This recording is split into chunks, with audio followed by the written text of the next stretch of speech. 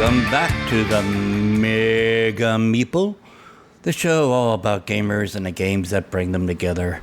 I'm your host, Tom, and I want to thank you for hitting that download button. If you like what you hear, please be sure to subscribe to the podcast on iTunes. And while you're there, leave us some kind words and put out some of that 5-star lovin'. And I'll give you a shout out at the next episode. And tell all your friends in your gaming groups about the Mega Meeple. I'd really appreciate it. Get the word out. I'm only one man. I could only do so much. Be sure to connect with me via the Facebook page, Twitter, Instagram, Snapchat, etc., etc., etc., yada, yada, yada, blah, blah, blah. You know the ones. And all the links to our social media pages are on the website, www.themegameeple.com. Check out our YouTube channel, where we do some unboxing videos and reviews of games and accessories, as well as some Kickstarter previews. And the link to that is also on our social media page on the website. All right, enough of the intro. Grab a seat at the gaming table, serve up some chips and dip, grab a Mountain Dew, and let's get on with the show.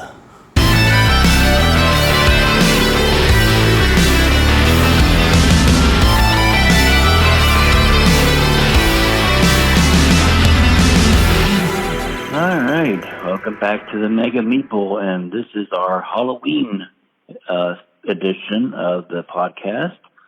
Scary. Yay. One of my favorite holidays of the year. So Tom, what have you come costumed as today?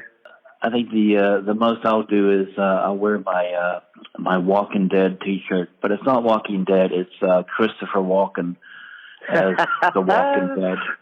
So I think I'll wear. Walking Dead. Yeah. Al and I both compiled our top 5 of our favorite Halloween-style board games, and we're just going to go down from 5 to 1 and talk about what our first 5 in comment is. And then after we're done with that, our special guest this episode is Ivan Van Norman of Geek and Sundry. Well, you'll have to wait to that interview. You had a really good time talking about just Geek and Sundry and a show that's on YouTube right now, and also the Kickstarter that of second edition of the RPG that he has. So, why don't you start us off with your number 5? All right, so I am going to start cheating right away. Oh, now, no. my number 5 is not a board game, but is an RPG. Okay. It's the classic Call of Cthulhu role-playing game.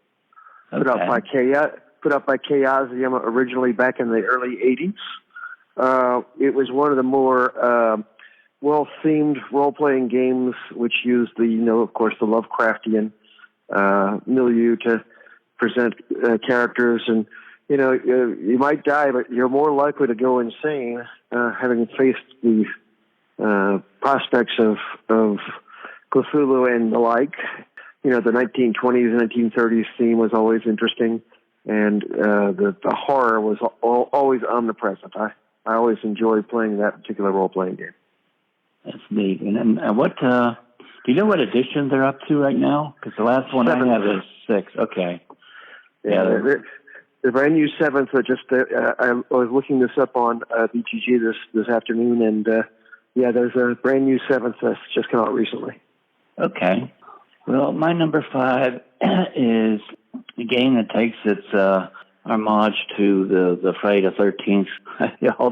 There's like about a half a dozen different maniac, insane serial killer, hatchet welding type thing that never dies, and that is Last Friday from Ares Games, and it's a hidden movement game, but.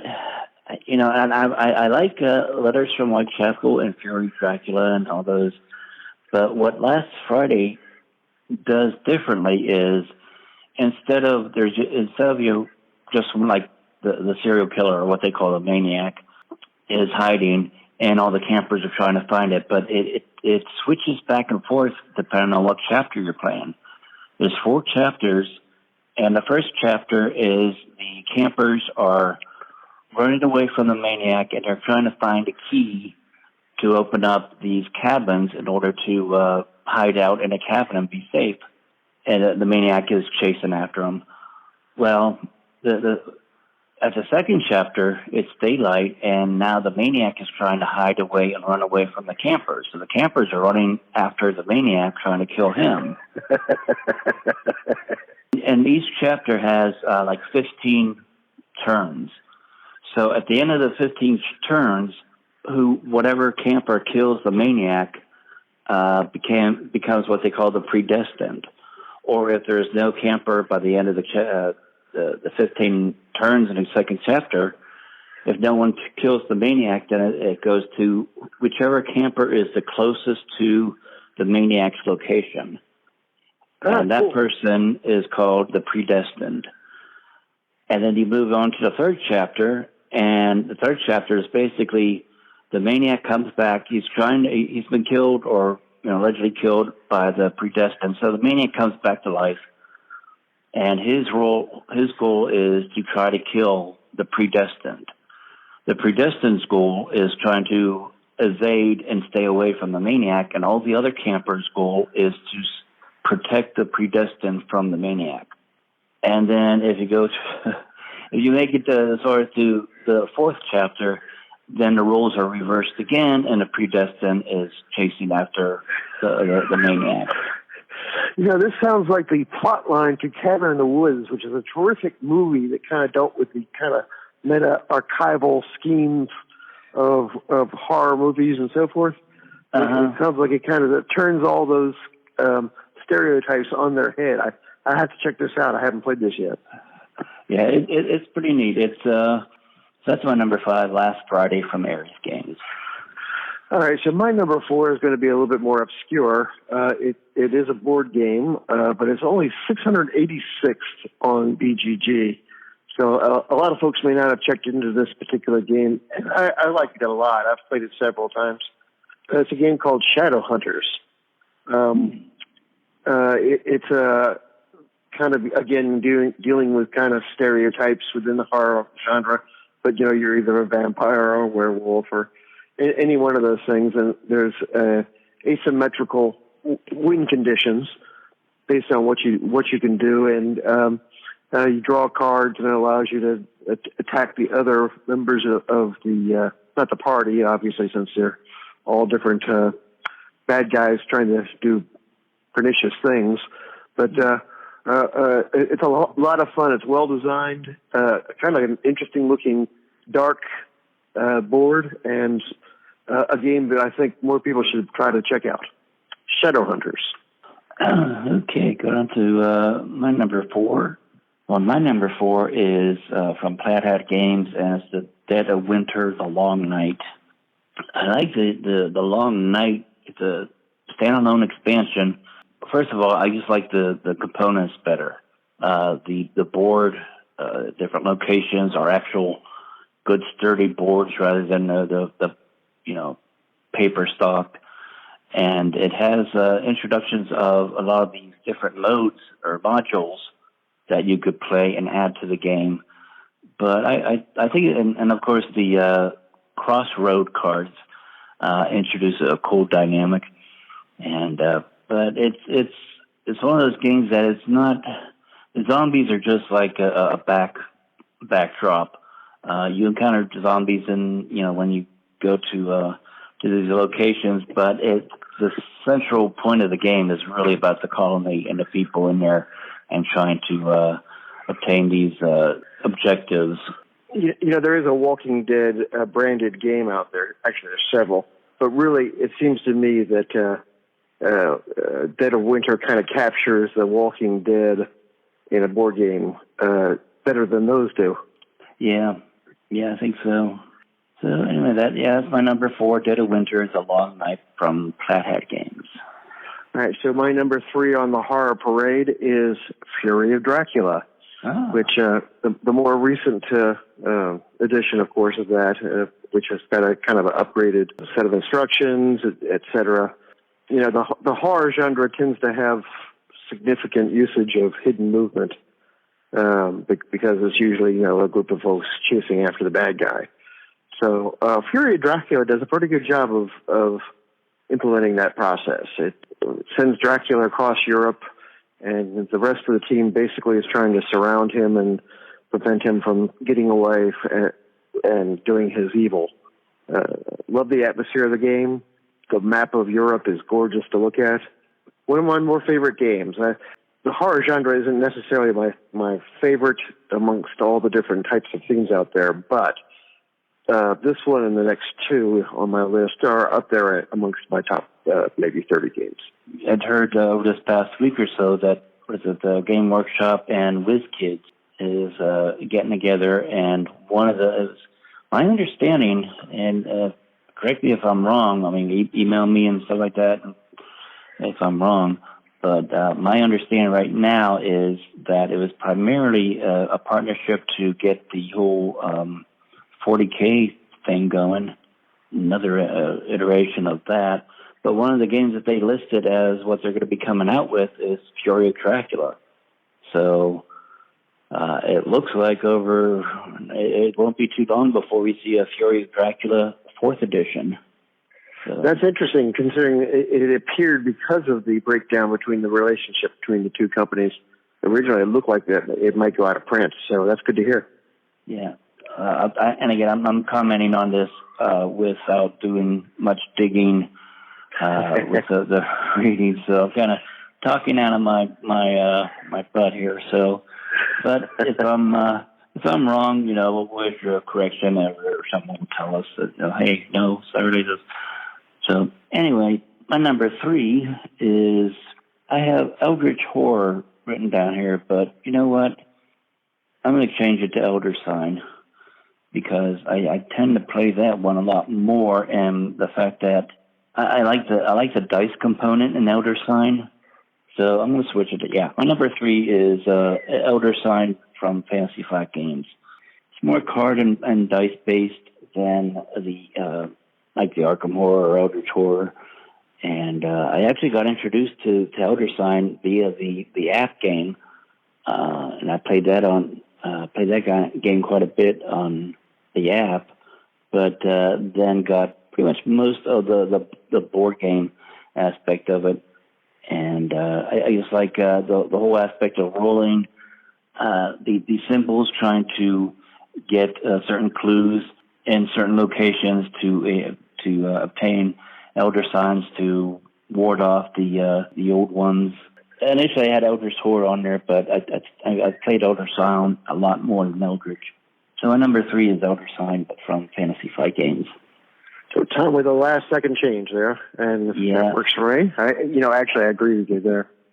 So my number 2 is Betrayal at House on the Hill, which is implements kind of an exploration theme where you lay out the tiles and try to locate the bad guy, and it also has kind of a betrayal theme, as indicated in the title, in that, when you start with there 2 or 3 or 4 or 5 players, you're all working on the same team to find out what's going on. But also, as time goes on, oh my goodness, one of you apparently has gone bad, and the scenario changes, and then that individual has a scenario in order to win that's completely separate from the other crew. And that particular type of betrayal theme, I think, works well in a board game. Yeah, definitely. I enjoy that one too. The only thing that and this has nothing to do with the board game itself or the gameplay, but it's just the components. I can't get over. I agree. The component. I really wish they would come out with like a second edition of that, so they could improve the components at least. But other than that, it's a great game. Yeah, the art is not terrific on the tiles. I agree with you, and sometimes that can cause some fiddliness for the game. But beyond that, it's the favorite of some of the people that I'm aware of that I play games with.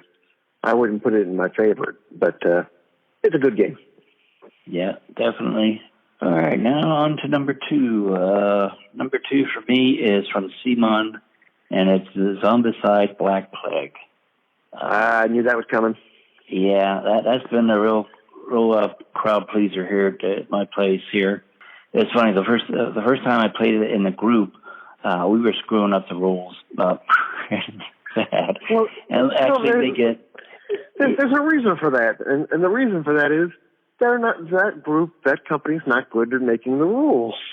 The first edition, not the Black Plague, but the original, was junk rules. You were having to make your own table decisions for half of that game. Not that it wasn't a good game. It's a good miniature game, and I enjoyed it, but the rule set was awful. From what I hear, Black Plague does a better job. Yeah, they do a much better job, and the one thing that I hear hailed from most people is that they did away with that whole, if you're shooting a ranged weapon into a space that has not only the zombies but also a friendly, then you hit your friendly first. And I'm real glad to say that they did away with that rule for Black Plague, and they changed it so it's more. Because it was a stupid rule. Yeah. So it's more of now. It's like, all right, well, if you miss, you target your zombies first, but if you miss, then that makes sense. Spills over to your okay. But so you played. I think maybe a third of the missions that's in the core box. But one of the cool things with BVG is you can download all these fan campaigns and scenarios that people have created and put online, and go through them as well. Having aftermarket support is great. Yep, definitely. So that's my number 2 beside the Black Plague version from Simon. So I have a sneaking suspicion, but that we both have the same number 1. I think so. Yeah, Mansions of Madness, 2nd edition. Am I right? Yes. Great job of creating atmosphere with music, using the app in the way it should be used. Great components. Good but not great gameplay, but good enough. There's not a lot to complain about. I'm glad to see they came out with a 2nd edition, because the 1st edition was the definition of fiddly. And also, if you screwed up the process of walking through the set of steps, you could have ruined the game that you've been in for 2 hours, and you wouldn't be able to continue to play. The app kind of deals with that and makes it a much more enjoyable process.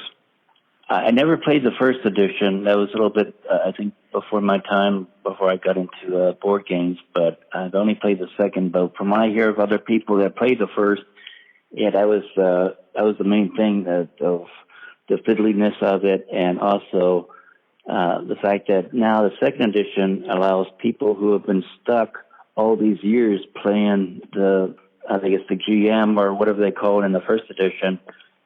Once you get one player to play that part, they're pretty much stuck playing that part every time they play the game. And it was not a lot of fun. That was definitely a minus as well. Yeah. Descent handles that in a better way, in my opinion, at least the original 1st edition of Descent. It actually makes it fun for the guy to be the bad guy, the dungeon guy. And they changed it, I think, in the most recent version. But the implementation of 1st edition of Mansions of Madness, really there wasn't anything to do. You were just drawing cards. Poorly designed, and they did a great job of turning that around.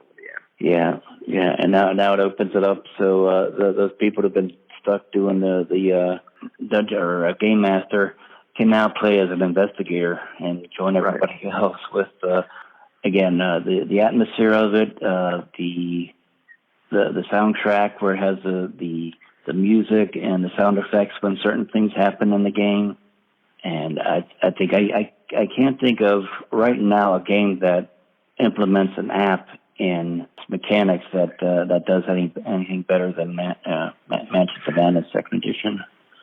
Yeah, the only thing I'd like to see in the upcoming, if they decide to do a 3rd edition, is to add maybe some voice acting into the app as well, so that some of the narration is included as part of someone reading it out from the app instead of you're having to read it. But other than that, it's in my top 10. It's a great game. Yeah. I have a list of honorable mentions here. I've got the original edition of Dead of Winter, because I haven't played the newest version. Gloom, the card game, which is kind of almost of a role-playing game. Basically, you describe how horribly you've died and how your family is doing poorly, and the other people around you decide how well you've kind of indicated the horrors of your life, along with a scoring mechanism. The Arkham Horror card game. Not that big on the board game, but the card game's terrific. Yeah. Well designed. And Legendary, the Alien deck building game, which is a nice implementation of the Legendary style of games. And then the Others is a really good one that with all the expansion and stuff, there's a lot of replayability that you can play all kinds of different characters. I saw you actually had a session going on, not only during this week, but also coming up in May. So we'll see how that works out for you. Yep. Yeah, so this is Halloween weekend. Thank you for listening to our Halloween edition. And and stay tuned for in a few seconds and for our interview with Ivan Van Norman. And I'm looking forward to that. Geek and Sundry do a great job, and Ivan's one of that crew, so sounds like a good time. Yep, it was very good. All right, so without much more delay, let's get on with that, starting right now.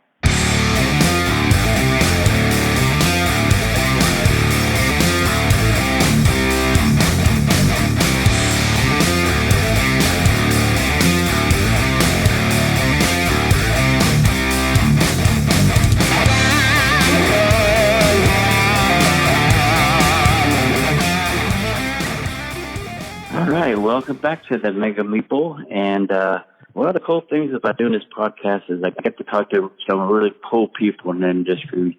And I'm very excited to have Ivan Van Norman with us today. Now, if that name sounds familiar, it should. He's an actor, producer, host of many shows, including Saving Throw, Geek and Sundry. He's been a guest on Tabletop. Many shows on the Geek and Sundry, for Foreververse, GM Tips, Critical Role, and now second season of Sagas and Sundry. My goodness, you got to. I feel like I just watched my resume pass before my eyes. So, so how you doing? Which is funny. Though we had an opportunity. Actually, to be fair, I haven't been on Critical Role. Everyone thinks that I've been on Critical Role, but I actually haven't done it. I got very, very early, like in the first 30 episodes. Matt was out one week, so I had a chance to run a game, but it wasn't with any of the original cast. It was during the Critical Role time slot, so they didn't even put it on the wiki. But until then, no, we haven't reached that stage of things yet. I'll have to say. Okay, wow. But you're right on every other account. But yeah, man, thanks for having me on board. So thank you for taking the time to. I remember when I first saw or heard of you, it was I want to say it was Saving Throw. It was a while back. Right. Just getting into gaming, and you were part of an ensemble cast, and you were doing. I guess, for lack of a better term, D&D for Pathfinder. We were doing Pathfinder. Yeah, Saving Throw. Yeah. When the director Dom Zook kind of came together, and it was like my kind of first foray into digital media, coming off of King of the Nerds, which was the TBS reality show from a million years ago that we put together, has faded into the era of non-existence. Coming off of that, they were doing auditions for this new show where they teach about Pathfinder. This was like still when you put a web series on YouTube and it actually worked. So we all kind of were interested in exploring the territory a little bit. That's where I met Benjamin Dunn and Amy Vorpal, who are now dear, dear friends of mine. And Amy's doing even better than I ever thought was imagined with being a writer on a bunch of alpha shows and doing stuff with Darren DePaul now. But yeah, it was it was a weird duck. We basically shot it in a garage. Wrote the script out and didn't have a prompter, so we were all just memorizing lines. And we just tried to teach Pathfinder in 8 episodes.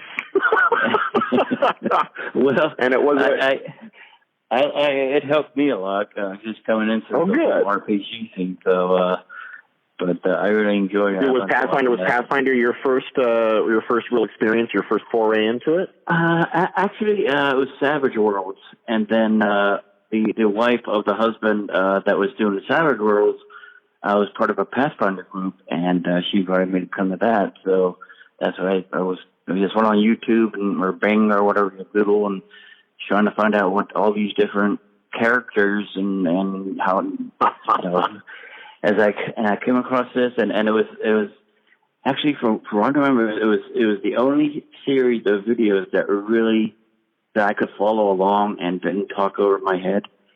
So it was great.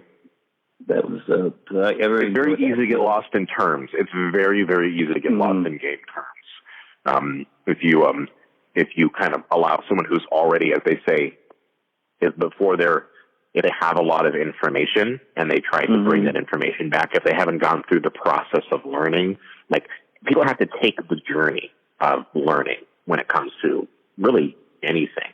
And so if you've got someone who's at the end of the destination, unless you have the right communication to kind of walk them along that same journey, that same pathway they went through, and they just try to talk to you like a peer who is, explaining their art or their craft, you're going to miss a lot. That's just inherent. And it's the same thing as if you went to a blacksmith's quarry.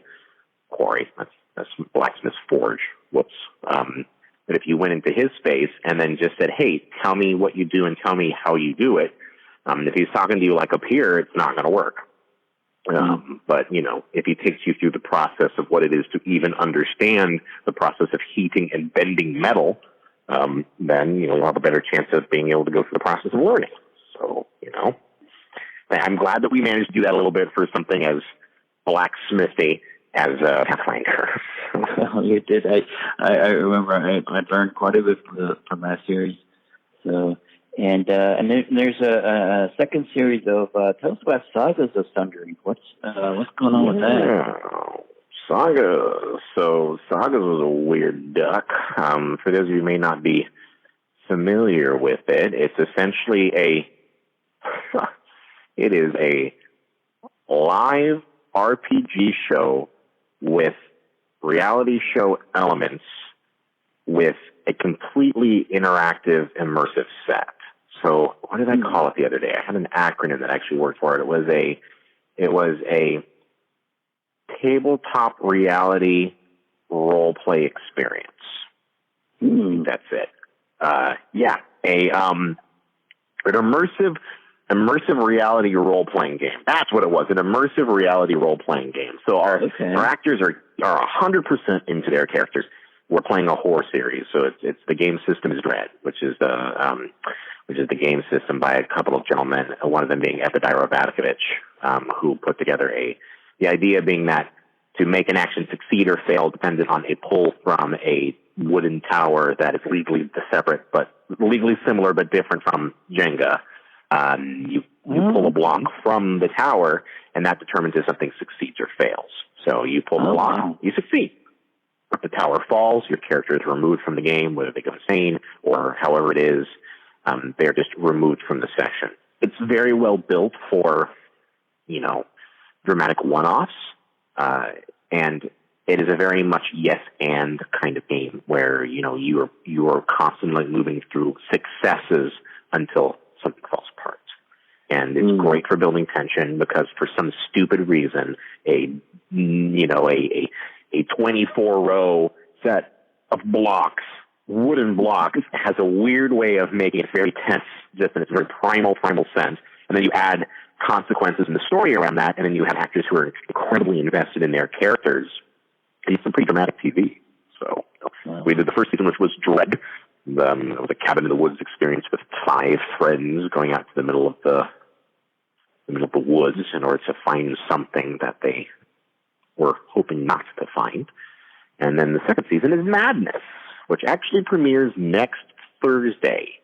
So, and that is, without getting too much into the spoilers around it for people who want to enjoy it, Madness is, They're all going to be tenants inside of a hotel, not a hotel, but tenants inside of a building that's been lost and forgotten in time, and they're going to deal with some challenges there that all may have a very Lovecraftian feel to it, is all I have to say.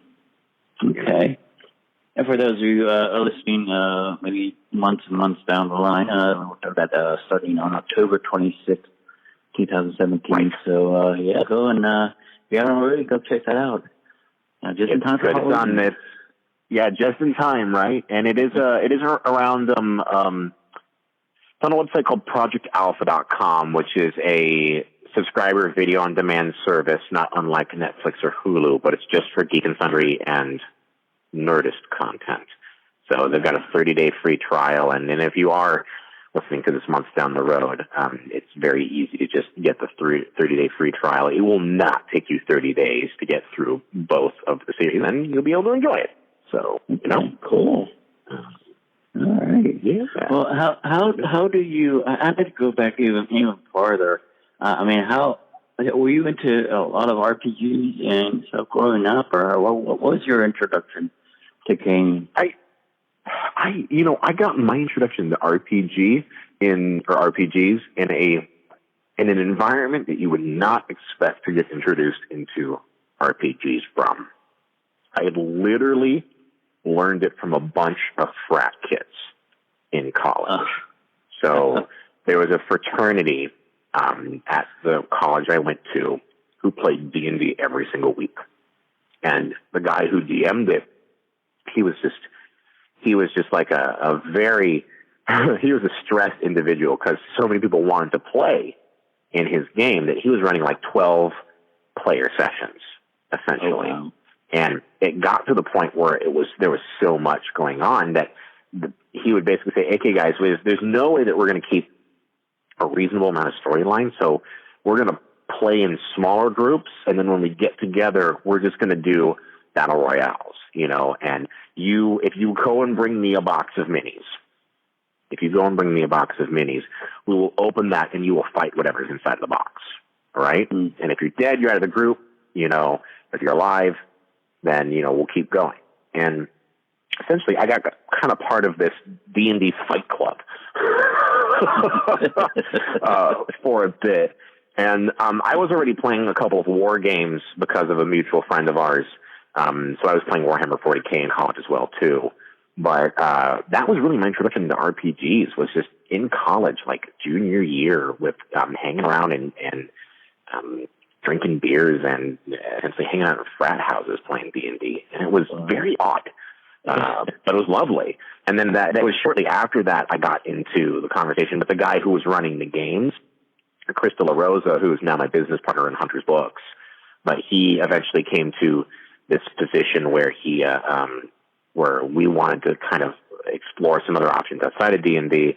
And at that time, the zombie hype was in full force. Like Max Brooks' Survival Guide, Zombie Survival Guide had come out. Like the remake of Dawn of the Dead had recently been re-released. And, 28 Days Later was only a couple years old. And it was just, we wanted to test our zombie survival plan so bad.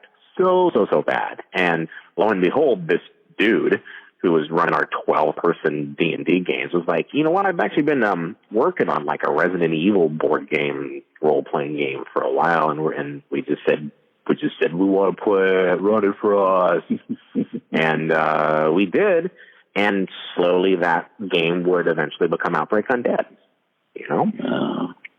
And speak touch, we have, first of all, congratulations on another successful kick. I mean, at the time of recording, the Outbreak Undead second edition is like 4 times over the goal. So, yeah, Kickstarter, it's always extremely tense. You never know how it's going to do. There's always a flop in the water. You can't ever run or build a campaign expecting success. You can just line up. It's like going to war. You can arm your soldiers. You can drill them for tactics. You can line them up on the front. But until the battle begins, you have no idea what's going to happen. Yeah. So, thankfully, the war is going well. and the people are enjoying it, and we're about halfway to our stretch goals at the moment. Still got another whole bunch to unlock, so the campaign, again, not time sensitive at the moment. The campaign will be ending November 11th, so there'll be plenty of opportunity to get into it. We actually, one of our pledges are actually going to fulfill around the time in which the campaign ends, seeing if people want to come down to LA, and for $500 they'll get everything, opportunity to come to a photo shoot, a live Survivor photo shoot with us in order to be included as art in the book. Oh, so wow. That's pretty fun. Yeah. But yeah, that's, there's so much going on with second edition. It is a zombie survival role-playing game. We favor realism in the genre, which just means that we are looking to try to reward practical experience and good mind tactics in the game, because the game is very brutal if you play it with all the rules. But the game is actually broken down into kind of 3 levels of entry. You can play with just the bare bones of the rule set, and we call that arcade mode, which is not realistic, but it's very safe and easy to play. And then if you want to scale that up, you can go to Weekend Warrior, which if you look in the book, they're actually all highlighted in either green, yellow, or red. So yellow being Weekend Warrior. If you want to add some more crunch to your game in order to, make more realism, you can play with some of the Weekend Warrior rules. Or you can go full hardcore freaking survivalist and then just dig down, run it red, And, it's nice. I'm sorry, the aspect of playing as yourself, as a character, to test your plan, and one of my my very first time actually GMing a game was I did the Fantasy Flight games End of the World thing, where we basically played with End of the World, and when I saw interesting thing, and what an End of the World? I thought. For me, just starting out, and it was my first time GMing, I liked, it was simple enough for me to do, so I didn't have to worry about having to remember all these kind of rules and math and everything. It's okay, well, what do I need to add to a dice to do this? You just roll, the good dice and the bad dice and how they, even out, and that's what happens. So. Right. And it's an Avatar End of the World. I don't know if you knew this, but did you know this was a Spanish translation? So the rule set was originally a Spanish game that they then translated and brought over to the U.S. through Fantasy Flight. I think I read about that. Yeah, it's great. I mean, Avatar's system is a little different. We have a 40-question personality test that's, once it's done, it pops out your core stats. But what they do is they do a blind bit where you basically you decide what your stats are. So you get to what your stats are, and then your friends can either vote with the good dice that they think you should go up or down. And if they have majority vote, then you have to change the rule accordingly. So you kind of have a community vote system around those rules.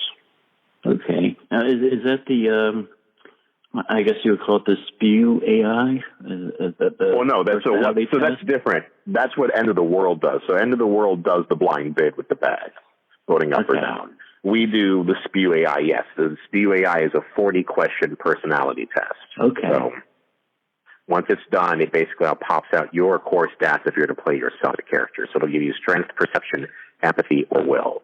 So the idea being that it's kind of like a psychological assessment index, similar to like a Myers-Briggs, but obviously not nearly as in-depth as a Myers-Briggs is like 130 questions deep or so. This is 40. So that's neat. So tell us more about how the accounting. Can you do it as like a one-off or a campaign or? Well, it's I mean, like any good game, it can play for campaign or short term. The game obviously plays very well as just a what we call like an extended escape mission. If you just want to just run a campaign, like getting from A to B, so to speak. You can you can run it like Left 4 Dead. You can run it like an outpost survival, like a House on the Hill kind of setting. There is rules in second edition that we'll be exploring around strongholds. So for extended campaigns, essentially, it's managing a stronghold, bringing in resources, trying to essentially explore a post-apocalyptic economy that tends to come with the long game. and instead of just like going from place to place to place trying to survive. It can do either, but again, depending on how realistic you want, it just depends on how much you want to apply into your game. So if you just want to do an arcade mode and just run essentially a Left 4 Dead, you're going to get a high body count, killing a lot of zombies kind of game. But if you're using the Stronghold rules and you're running with all of the survivalist red stuff, well, you could be out of food in 3 or 4 days, and then you got to go start raiding around various places around your stronghold, potentially encountering the infected undead around you wherever it is, where just one bite could literally lower the morale of your entire troop, and then they all have to deal with coping mechanisms like alcoholism or seclusion or other elements like that. So, yeah. So we got it for the bullet counters and the post-apocalyptic nuts, and then we got it for our crazy spray and pray players, first-person shooter players. So for all those murder up there, all those murder hobos. Yep.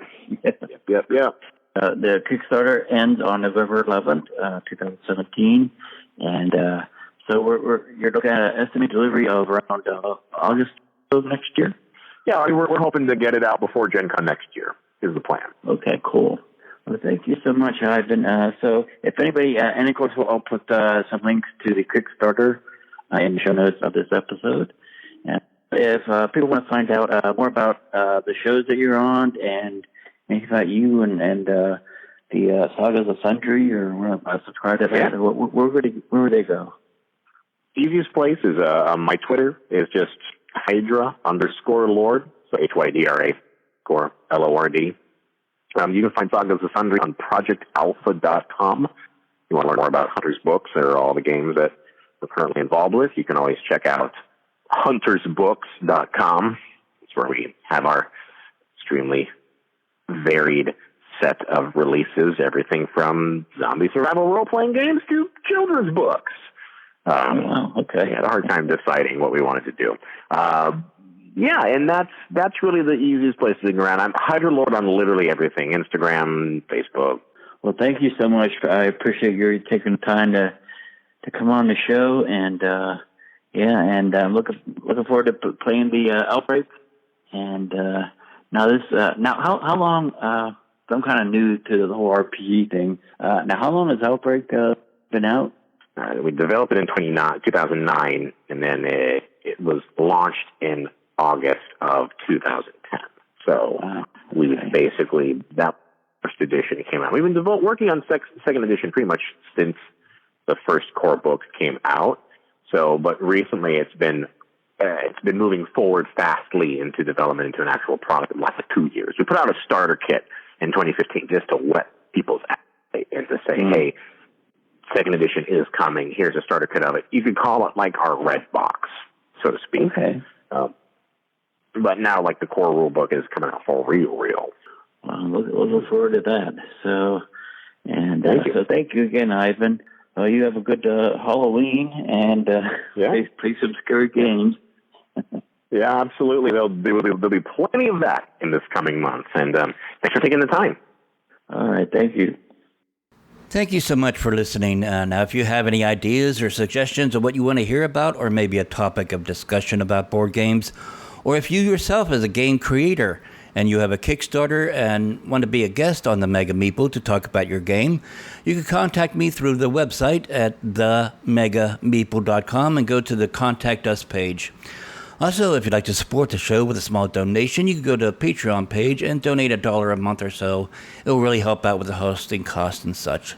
So thanks again for listening, and tell all your friends and share with your friends this episode if you think they'll like it.